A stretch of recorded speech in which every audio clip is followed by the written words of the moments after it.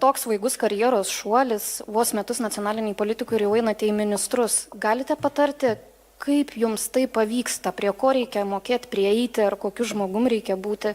Pasidalinkit, prašau. Kokiu žmogum reikia būti? Sąžiningu. 20 minutes later. Tas momentas, ką jūs darote, tai yra, jūs diskredituojate iš esmės savo kvestionavimu visą valstybę dabar. Ar jūs galvojate, kad žmonės priimdami sprendimus į juos žiūri neatsakingai? Taip.